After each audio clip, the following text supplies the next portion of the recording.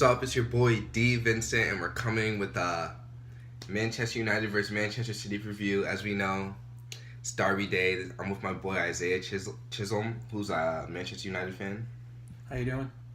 Yeah, and I just thought that would bring something different for you guys, kind of like a friendly debate, as you can say. Just a quick background: we actually have our own radio show at our school, so we're pretty used to debating with each other. I don't know, it might get vulgar, it might get nasty, but we both love the game. And yeah, but first we were going to start with our starting 11, then we're going to go to our predictions and what's going to happen during the game. And actually, since you're the home team, I'll let Isaiah start off. What's your starting 11? Well, my starting 11 is going to be Lukaku up top. Okay. The guy who has no touch. That guy. All right, keep going. We're going to do Lukaku up top. Martial, left side on the wing. There's reports of Zlatan starting. I actually believe that. I think Zlatan will start. He'll take that 10 role. Juan Mata will play on the right-hand side.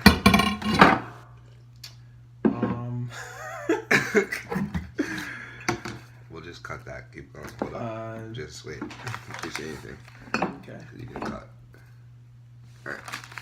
You sure? Do you need that? Okay. For lighting, bro. You see?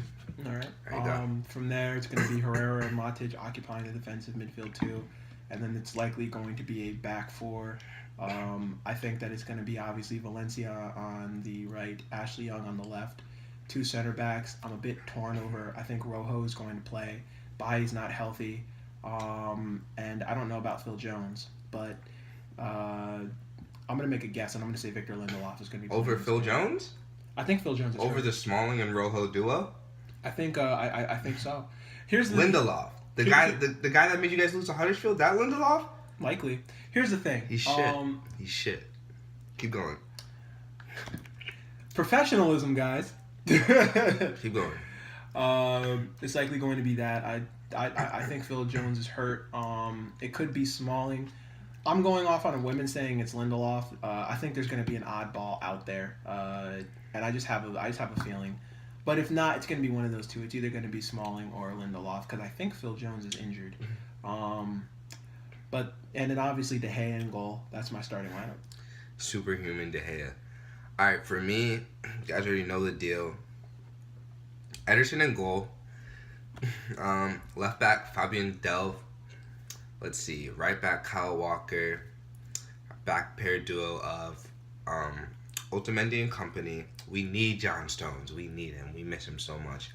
We're gonna actually have a 3-man midfield: Fernandinho, Kevin De Bruyne, and David Silva as our 2 10s, and then on our wide players, Raheem Sterling on the right, Leroy Sané on the left, and Gabriel Jesus did play really well last game, but Aguero does have that strain, and he's a bona fide scorer, and he actually did pretty good for us in the past derbies. So I actually have to say Aguero at top, but if it's Aguero or Jesus, I really don't care. But yeah, that. So then, what's your score prediction gonna be? My score prediction is going to be a 2-1 City win. A 2-1 who? Point to the team that you want to win? My score prediction is a 2-1 City win. Unlike my partner over here, I actually make informed decisions. As you know, City's coming to whoop that ass. 3-1 Manchester City. And I'm going to tell you why. They have no Pogba, first of all, which is great for us. And the next point that's going to be great for us is that our midfield is totally better than them.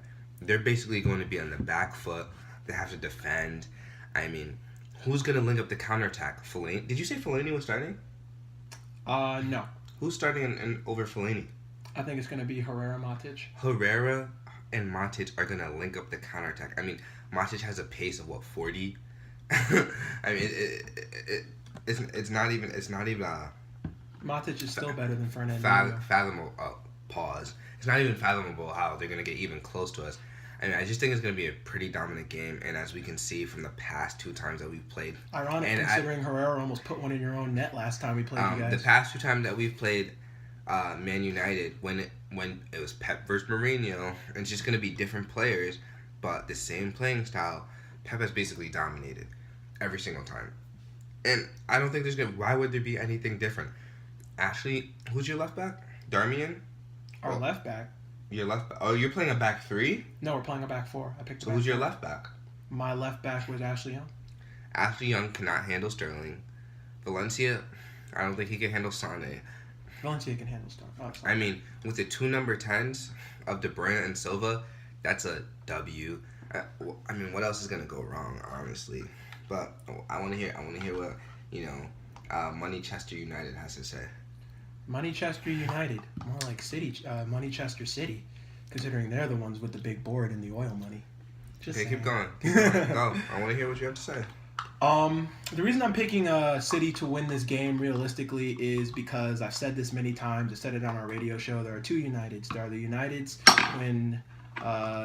when Pogba plays, and the United when Pogba doesn't play. Now, there's no guarantee that United were going to win this game if Pogba played in the first place.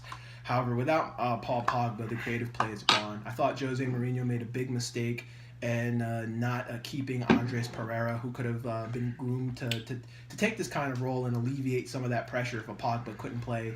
Obviously, an Angel Gomez is too young. There are really no other creative players, and you can't rely on Herrera and Matic. Herrera is, at least in terms of creative play, Herrera has the ability to link up, but he's not a creative player. He's not the type of guy. Herrera is a walking yellow / I'll get a red card. I mean, here we go, cutting somebody off. All right, go. Am I talking to Lanad?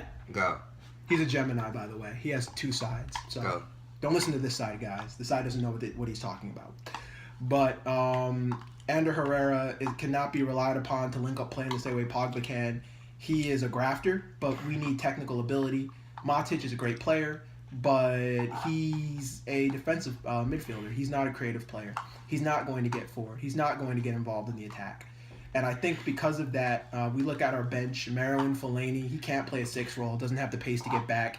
He's more of a number 10 playing off the shoulder of the striker. You chuck him in the box and hope that his height can get you somewhere. But United don't even really have a decent cross in the first place. So there's that. I think that United will be on the back foot a lot. David De Gea, as good as he is, isn't going to have a game like he had against Arsenal every single time. I think that if United do win this game, it's going to be late in the last 10 minutes. We're going to nick it like we're going to have to do because I don't think that we're going to have much possession of the ball. We could come out. I mean, the crowd will be rocking at Old Trafford. If we can come out early, that's early and late are where I see United having a chance to score a goal. But in the middle of the game, I expect City to dominate that period. And unless United are going to hit him with a counterattack, which is not going to happen under Zlatan, he doesn't really have that. I don't want to interrupt you, but you're forgetting that. Who's the best counterattacking team in the league? Liverpool.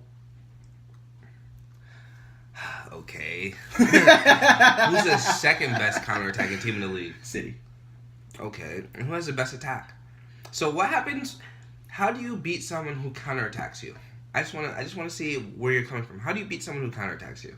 Let me just answer for you. You counterattack them back. Because when they counterattack you, you stop them and you counterattack back. Mm-hmm. So that's 2 plans for Pep Guardiola. If your plan is to counterattack, it's going to be worse because City's even a better counterattacking team than you. Absolutely. So the one place where I think United will have an edge, however, is going to be on corners. We've been terrible. We've been every time, and I think it's because we don't have John Stones. We don't have that leader. Mangala is. Let's not talk about him. He shouldn't be in a City shirt anymore.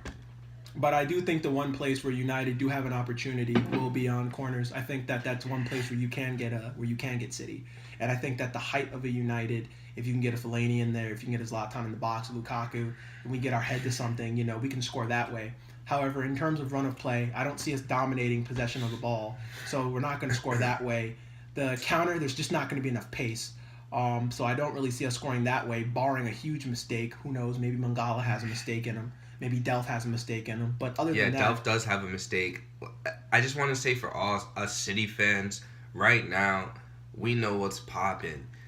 Delph is not a great left back. Delph as you is can not see, terrible. he's good. He's a great replacement. Well, he's not Benjamin Mendy. I think like people were trying to say that, oh, Benjamin Mendy might not get in. As soon as Benjamin Mendy is healthy, you put him into the squad. The reason you put him into the squad is because Delph gets exposed, and you can't even play wide. That's one you have as a left or right back. You have to be able to play wide, and we can't. That's why we have to have both of our backs in like inside. And another thing is, I just thought about we'll be able to get into the middle more, but we'll also be more susceptible to the counterattack. Is because he's gonna play Kyle Walker and Fabian Delph as two midfielders, which is gonna give De Bruyne and them more space. Mm-hmm. So I think that might hurt or help Man City. It's possible. I think that City could play it, or likely would likely play with a back three because, well, maybe You not. say City will play with the back? I think it's likely City could play with a back three. I don't think we're Let me gonna put finish. Let me finish Mangala, why. Otamendi, and company. Let me Bro, let me tell you why. relax. I think bro. that I Relax. think no. Let me tell you why. I don't mean it from the perspective of Manchester City will literally play with a back three, but I think Manchester City will have so much possession of the ball that Delph and Walker will pretty much be playing up most of the game, and you can slide. And Fernandinho back. And a little Fernandinho bit. can slide back Okay. a little bit. I'm speaking from like a Tottenham perspective. I think that you got. I don't mean a literal back three. I just Yeah. mean that that's how much possession of the ball I think City's going to have. Okay. All right. So 2-1 to City. You said. Mhm. And I said 3-1 to City. But yeah, man, that's all. Like I said, almost done with my finals. I'm gonna get everything ready. Been looking. If you guys can like just comment like a iPhone editor or video editor for me, that can work. I've been looking. I have my intro, my outro. Everything's ready, but content's coming soon, guys. But stay tuned. All right.